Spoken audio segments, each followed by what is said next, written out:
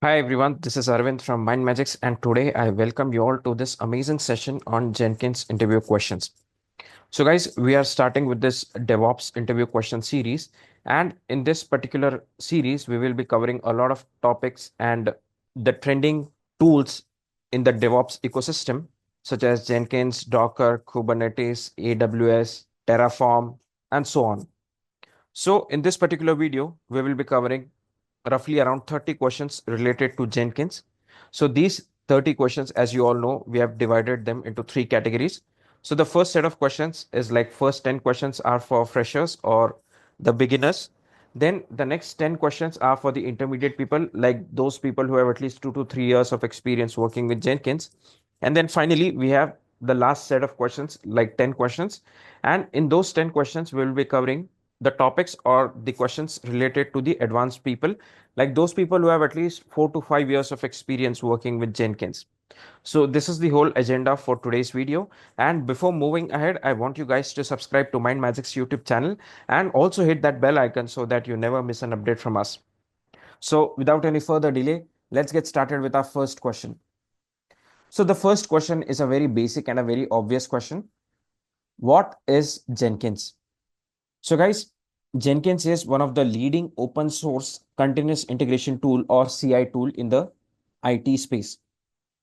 Now, the main functionality of this tool is to keep a track of the version control system and monitor the build system and provide notifications and provide reports to alert as well.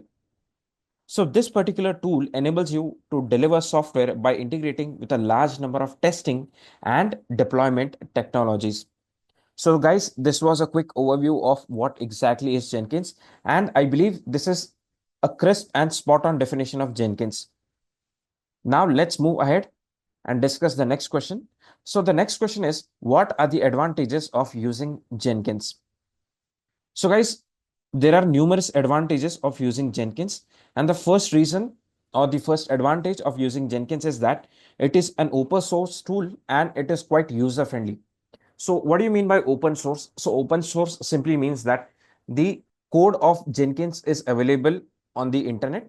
Like you can download it and you can customize it as per your own requirements. And it is pretty much user friendly as well.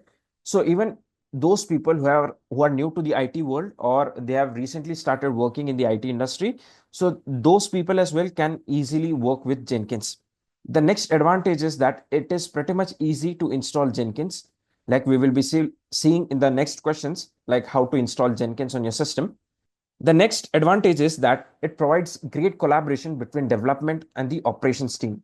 So guys, as you all must be knowing that prior to DevOps, we used to have a lot of differences or miscommunication between the development and the operations team. And that miscommunication was related to the code. Like the code used to work well in the development phase, but as soon as the code goes into the testing or the deployment servers, there used to be some kind of problem. So by the use of CI tools such as Jenkins, it has resolved this issue and now it provides great collaboration between the development and the operations team. The next advantage is that the code deployment is pretty much easy and this can take place within minutes along with generation of reports as well. So once you use Jenkins for the code deployment, so that happens using the CI/CD pipeline. And once you do that, it is a very much time efficient process, like it can happen within minutes. And once you do that, you also get the reports as well. The next advantage is that it is free of cost. You do not have to pay any amount to use Jenkins. And another benefit of Jenkins is that it is pretty much platform independent. So no matter what PC or server or any hardware that you're using, so Jenkins can run on any hardware. Apart from that, it has a rich plugin ecosystem. So basically, Jenkins provides you with plugins to work with it. So there are n number of plugins that are available with Jenkins. And after that, code errors can be detected as early as possible and automation of integration work happens easily, and this reduces the number of integration issues as well. So these are some of the advantages of using Jenkins. The next question is, what is meant by CI/CD? So guys, basically CI/CD means that continuous integration and continuous delivery or deployment as well. So basically, this is a set of practices and tools that enables the developers to automate the entire software development lifecycle, right from code integration to software delivery or deployment. Basically, CI/CD helps you to achieve a faster, safer, and more efficient software development and delivery. The next question is, what are the ways to install Jenkins on your system? So, guys, depending upon the situation, like there can be numerous scenarios wherein you have to install Jenkins on your system. So, the first way of installing Jenkins is by using the native system package manager. For example, if you're using Linux, you can use it commands like apt, or like if you're using Mac systems, then you can use commands such as brew. After that, you can also install Jenkins using Docker. So there are popular Docker images for Jenkins that are readily available for different platforms such as Unix, Linux, Mac, Windows, and all of these images are available in the Docker registry. After that, like if you're using Kubernetes, so over here as well, you can install Jenkins. And in Kubernetes, Jenkins is available as a Helm chart and can be installed on Kubernetes clusters as well. And last but not the least, if you have a standalone device or a hardware, like for example, any machine that uses Java runtime, so over there as well, you can install Jenkins.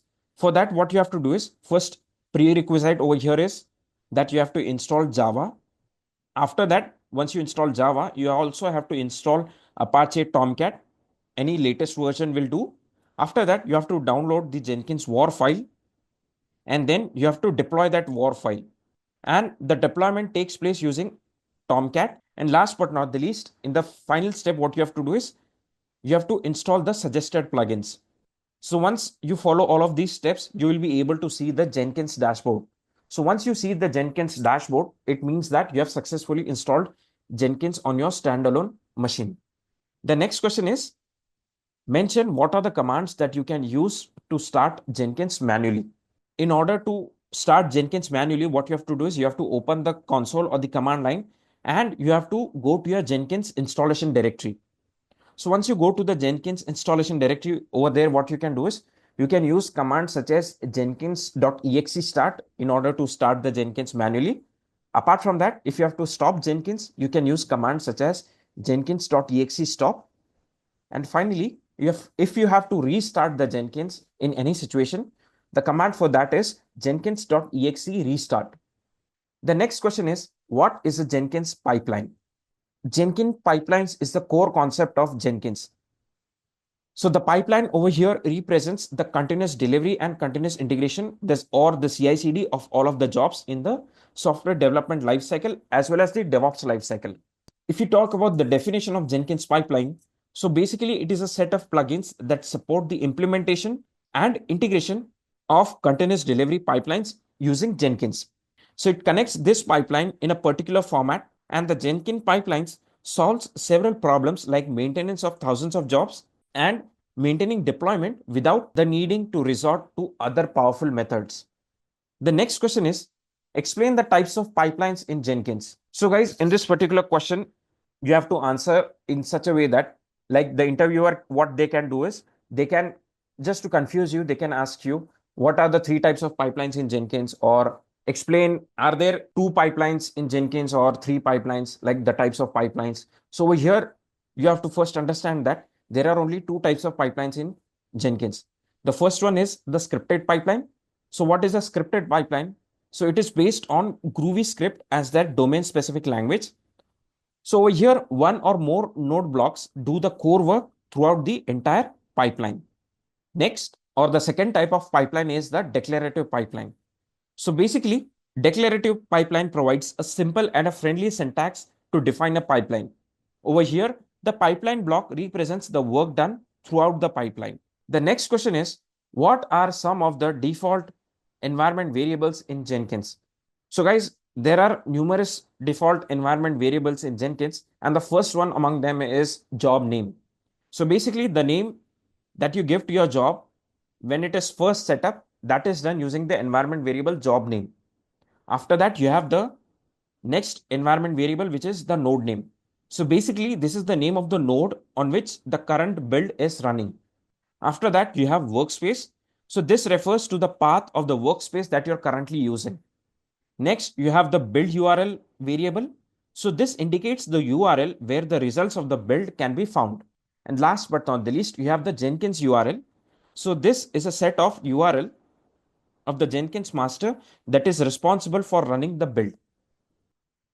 The next question is, why do we use a pipeline in Jenkins, or what is the importance of pipeline in Jenkins? Several advantages of using Jenkins pipeline, and those advantages are like, for example, it allows us to define and execute a series of steps or stages as a single continuous process using the DSL based on Groovy.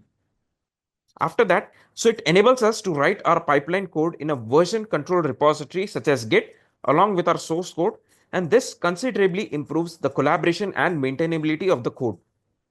Apart from that, it supports parallel execution, error handling, shared libraries, and this provides us more control and flexibility over our pipeline logic. Next, it offers a graphical representation of our pipeline stages and their status, which improves the visibility and the troubleshooting process as well. The next question is, what is a build trigger in Jenkins and how do you configure it? So guys, a build trigger is a condition or an event that automatically starts the build process. So triggers can occur due to various events such as SCM commit. So whenever there is a commit that has taken place in your source code, so that can trigger a build. Then the next event can be timely schedules. So guys, in the IT world, like if you're using Jenkins, so that there can be situations where you have scheduled the triggers, like in any time of the day, like any particular time that you want your trigger to be executed. So that can be done using the cron job or the cron syntax. So that can trigger the build as well. And the next event for triggering a build is the completion of other builds. So using Jenkins, what you can do is you can also schedule the build based on the completion of other builds. Like there can be numerous builds that you are running. So based on that, like based on the completion of one build, you can schedule the trigger of another build. And to configure a build trigger, what you can do is you have to go like on the Jenkins dashboard, you have to go to the job configuration page and find the build triggers section over there. So once you find that section, what you have to do is you just have to select and configure the desired trigger type. So guys, with this, we have covered the beginner level or the questions that are meant for the freshers. And now from question number 11 to 20, we will be covering the questions for the intermediate people. And the next question over here is, what is a Jenkins agent and how does it differ from a master? So guys, a Jenkins agent, which is also known as a slave, is a machine that connects to a Jenkins master and executes the tasks when directed by the master. So guys, in Jenkins, we have a master slave architecture wherein we have a one master and we have several agents or slaves, and the master can direct the slaves what tasks they have to execute. So the master is responsible for scheduling build jobs, sending builds to the agents for execution, monitoring agents, and recording and presenting the build results. So basically, agents offload build executions from the master and allow the distributed builds and provide build environment diversity. The next question is, what happens when a Jenkins agent is offline and what is the best practice in that particular situation? So guys, basically this is a scenario based question. Like over here, if you have real time experience working with Jenkins, or if at all you have faced such a situation while working with Jenkins, then you will be easily able to answer this question. So over here, when a job is tied to a specific agent on a specific node, then the job can be run on that agent and no other agent can fulfill that particular job request. So if the target node is offline or all of the agents on that particular node are busy building other jobs, then the triggered job has to wait until the node comes online or an agent from that node becomes available to execute the triggered build request. So as a result of this, a triggered job may sometimes wait indefinitely without knowing that the target node is offline. So it is always a best practice to tie the jobs to a group of nodes or agents and refer them with a label. So once a job is tied to a label, so instead of specific node or agent or any nodes or agent falling under the label can fulfill a build request when a job is triggered. So in this particular way, we can reduce the overall turnaround time of the builds. The next question is, What are the scopes of Jenkins credentials? So guys, Jenkins credentials can be one of the two scopes, that is global and system. So if you talk about the global scope, so the credential will be usable across all of the jobs configured in the Jenkins instance. So this is more suited for jobs to authenticate itself with target services or infrastructure to accomplish the purpose of the job. And if you talk about the system scope, so this is a special scope that will allow the Jenkins itself to authenticate to external services or infrastructure to perform some predefined tasks. The next question is, what is DSL Jenkins? So DSL basically stands for domain specific language. So Jenkins job DSL is a plugin that allows us to define the jobs in a programmatic form with minimal effort. So over here, you can describe your jobs in Jenkins using a Groovy based language. So the developers have designed Jenkins job DSL plugin to create the various versions of the job and to manage the records of Jenkins as well. The next question is, how do you store credentials in Jenkins securely? So guys, credentials is basically a sensitive information or the sensitive data that you must preserve and keep it very secure. So there are basically three ways to store credentials in Jenkins. The first way is by use of credentials plugin. So this is a built-in plugin that allows us to store and manage secrets such as username, passwords, SSH key, API token, and so on. For that, what we can do is we can create credentials in Jenkins either globally or as per the project and use them in our jobs or pipelines. So we can also use credentials binding plugin to inject credentials as environment variables in our jobs or pipelines. The second way to do this is by the use of secret text plugin. So basically, this is an extension of credentials plugin that allows us to store and manage secrets as plain text in Jenkins. So we can create secret text credentials in Jenkins either globally or as per the projects and use them in our jobs or pipelines. And the third way to do this is by the use of HashiCorp Vault plugin. So this is an external plugin that allows us to integrate Jenkins with HashiCorp Vault. And this is a tool for securely storing and accessing the secrets. So we can configure Vault credentials in Jenkins either globally or as per the project and use them in our jobs or pipelines. The next question is, in Jenkins, how can you find log files? If at all there is some problem with our Jenkins job or the pipeline, so the best way to debug the issue is by referring to the log files. So in Jenkins, you can find log files in two ways. The first way is by using the web interface. So you can access the log files by going to, like on the Jenkins dashboard, you have to go to the manage Jenkins, and after that you have to click on system log, or you have to go to the hash log on your Jenkins URL. So over there, you can also view the log files of each build by clicking on the console output in the left sidebar of each build page. The next way is by using the file system. So you can access the log files by going to the Jenkins home directory on your Jenkins server. Over there, the Jenkins home directory is the location where Jenkins stores its configuration data, plugins, jobs, and so on. So the default location of Jenkins home depends on the operating system and the installation methods of Jenkins that you have used.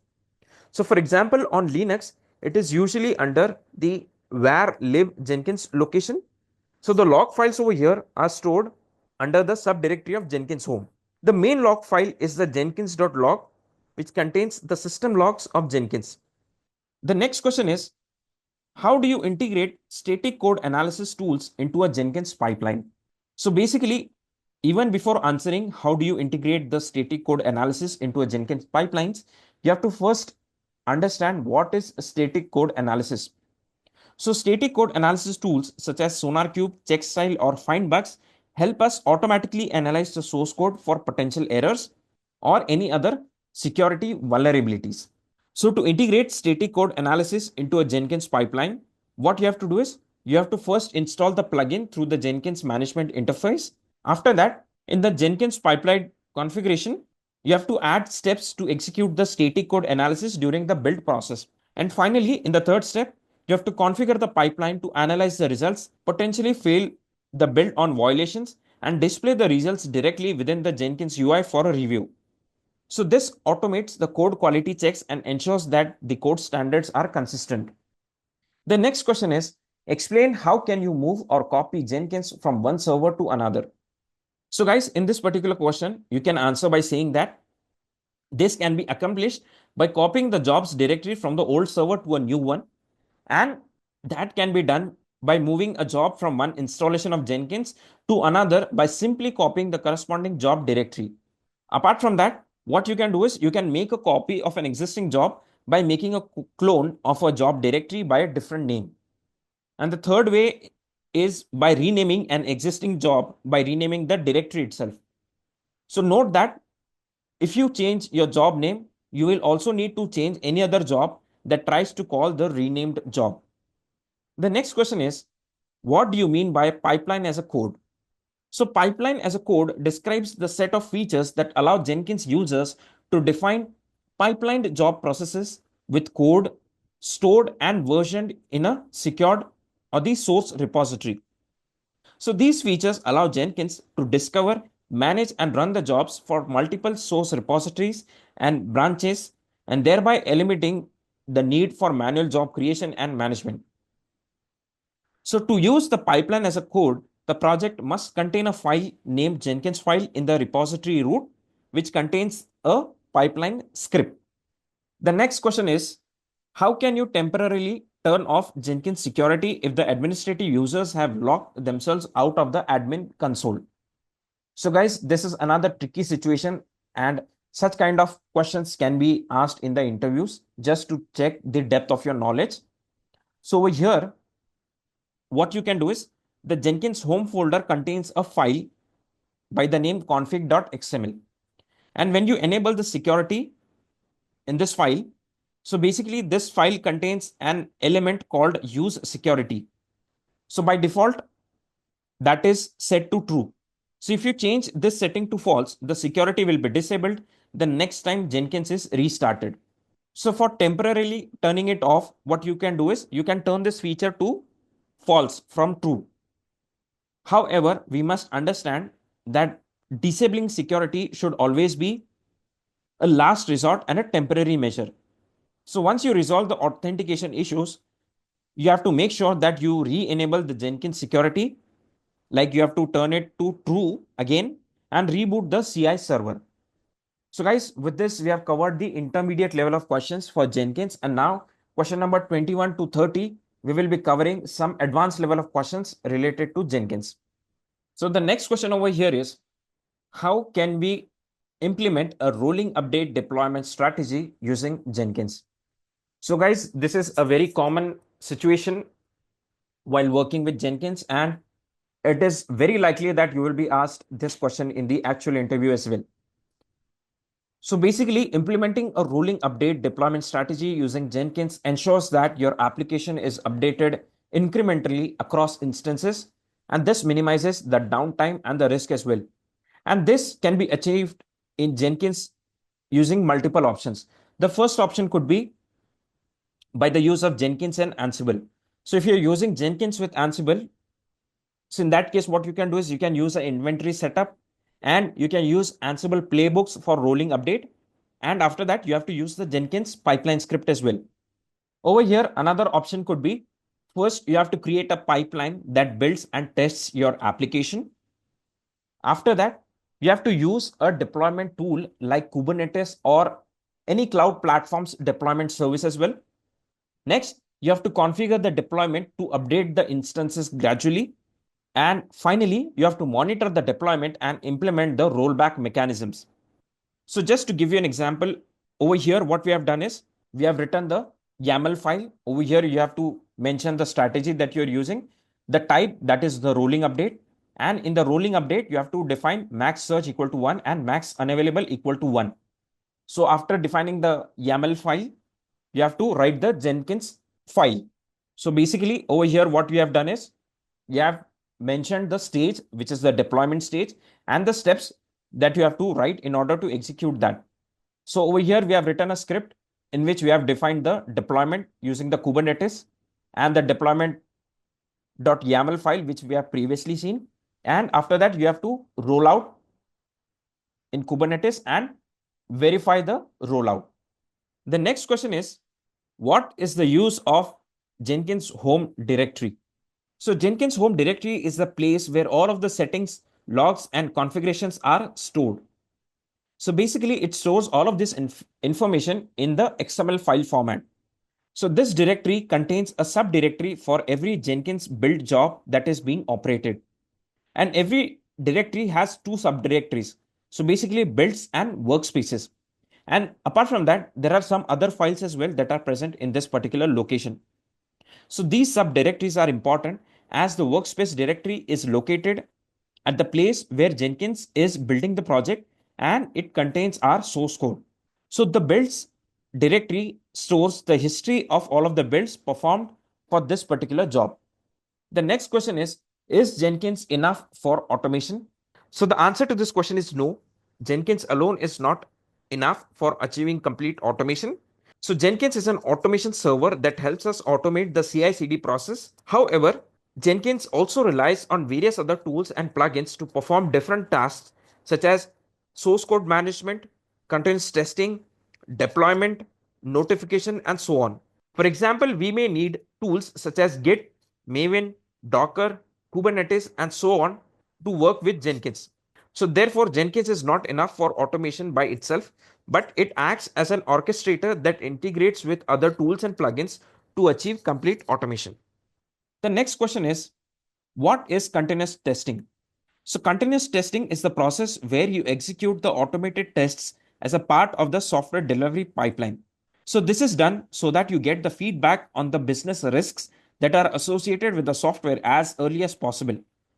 It consists of evolving and extending automation to address the increased complexity and the pace of modern application development and delivery. So basically, continuous testing means that the testing takes place on a continuous basis without any disruption of any kind. In a continuous DevOps process, a software change is continuously moved from development to testing to deployment.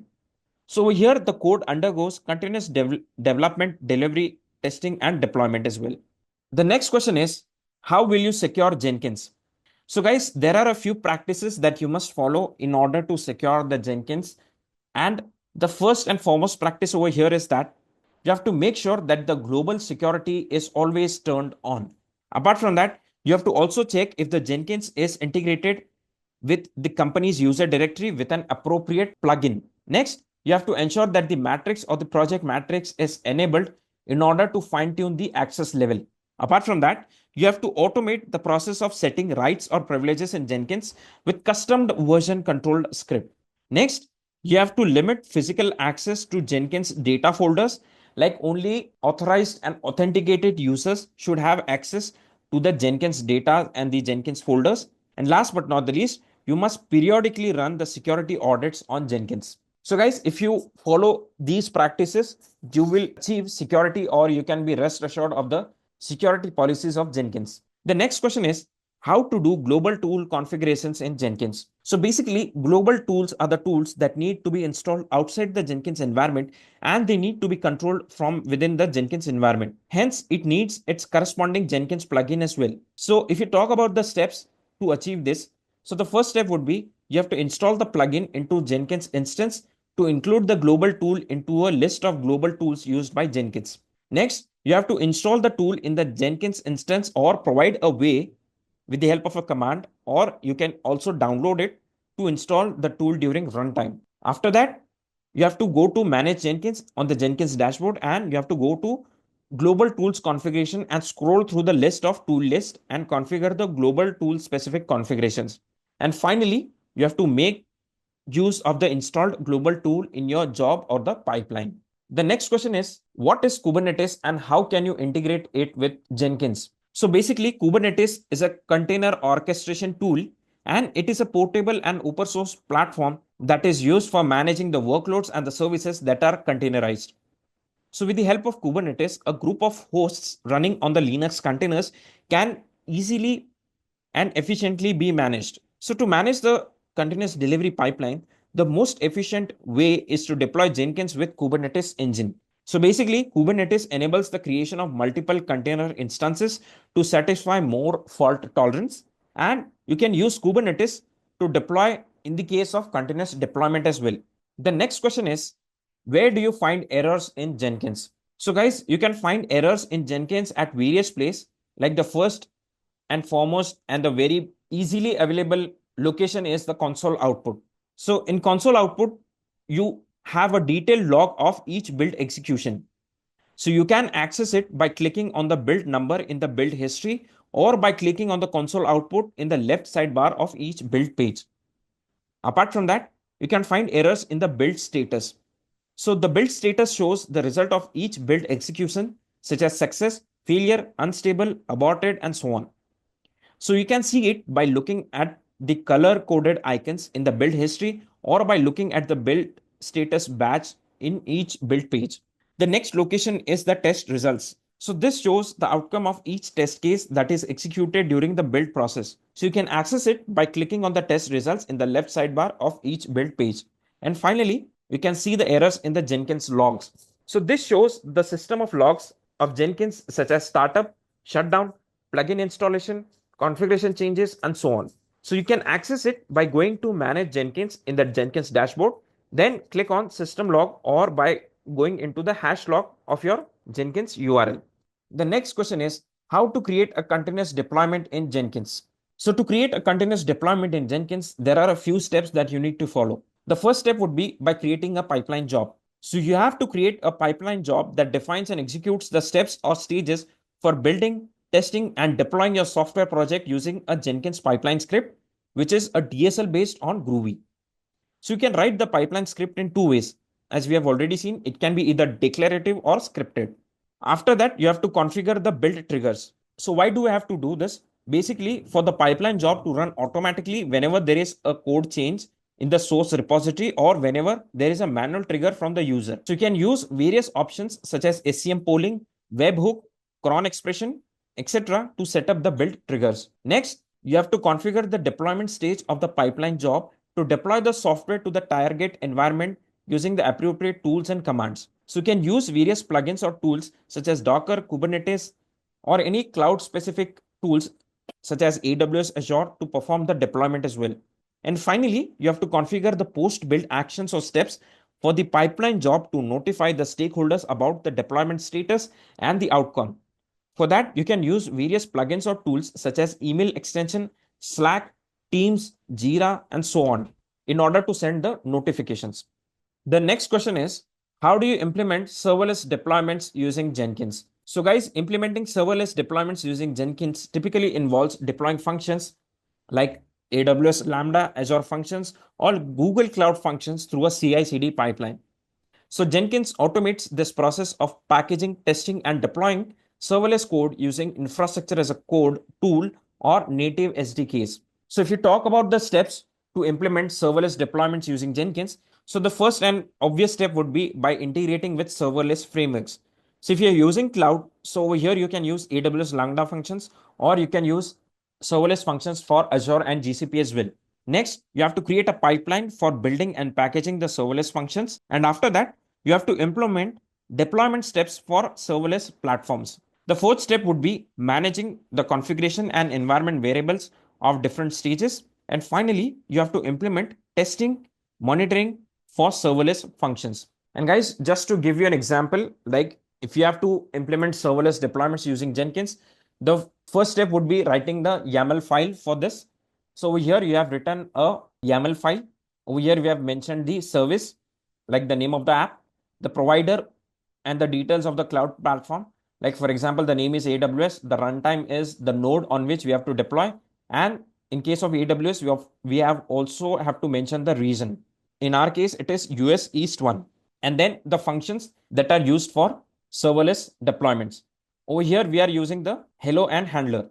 After that, we have to write the Jenkins file for this. So over here, we are mentioning the type of pipeline that we're using. Like in our case, as you can see on the screen, we are using a declarative pipeline. And in this pipeline, you are mentioning the agent, like it can be deployed on any agent and the environment variables of AWS. After that, you are mentioning the stages like for Git, like if Git is your source control Like if you're using Git for your version code, the steps, like you have to mention the URL, and after that, where you are deploying. In our case, we are using AWS Lambda functions. So guys, with this, we have come to the end of this session on Jenkins interview questions. I hope you guys have enjoyed this session. If at all you have any doubts or queries related to this session, then you can write them in the comment section and we will try to resolve your doubts and queries as soon as possible. So guys, thank you so much for being with us and I wish you all the very best for your upcoming interview.